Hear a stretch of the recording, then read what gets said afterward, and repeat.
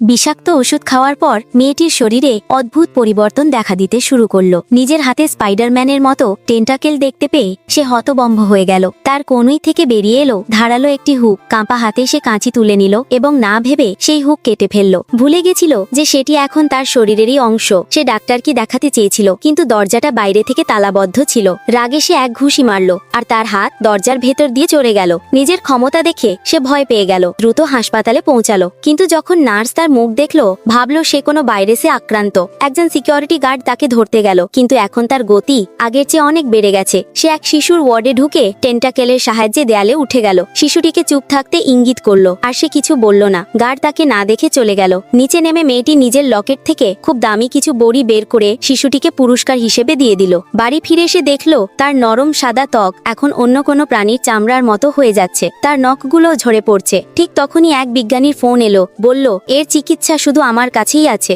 মেয়েটি সঙ্গে সঙ্গে তার লোকেশনে পৌঁছালো, কিন্তু বিজ্ঞানী প্রতারণা করে তাকে অজ্ঞান করে দিল। চেতনা ফিরে দেখলো সে বাঁধা অবস্থায় আছে। পাশে কাঁচা মাংস পড়ে থাকতে দেখে নিজেকে সামলাতে পারল না। হুক দিয়ে নিজেকে মুক্ত করলো, কিন্তু পালানোর বদলে মাংসের ওপর ঝাঁপিয়ে পড়লো। কেচাপ ঢেলে কাঁচা মাংস খেতে শুরু করলো। হঠাৎ দূর থেকে কারণ আসার শব্দ পেল। এখন তার শ্রবণ শক্তি অনেক বেড়ে গেছে। অপহরণকারীরা ঘরে ঢুকতেই সে তাদের দিকে থুতু ছুঁড়ে মারলো। তার থুতু এখন অ্যাসিডের মতো হয়ে গেছিল, তাই তাদের গায়ে জ্বালা পোড়া শুরু হলো। এর আগেই পুলিশ এসে তাকে গ্রেফতার করলো। জেলে গিয়েও তার শরীরে পরিবর্তন চলতে লাগলো। তার মানবীয় কান পড়ে গেল এবং নতুন এক কান গজালো। কিছুক্ষণ পর এক বিজ্ঞানী এলো এবং গবেষণার অজুহাতে তাকে জেল থেকে বের করে দেওয়ার প্রতিশ্রুতি দিল। মেয়েটি রাজি হয়ে গেল এবং আনন্দের সাথে তার সঙ্গে ল্যাবে গেল, কিন্তু ছেলেটি আবারও প্রতারণা করে তাকে অজ্ঞান করে ফেলল।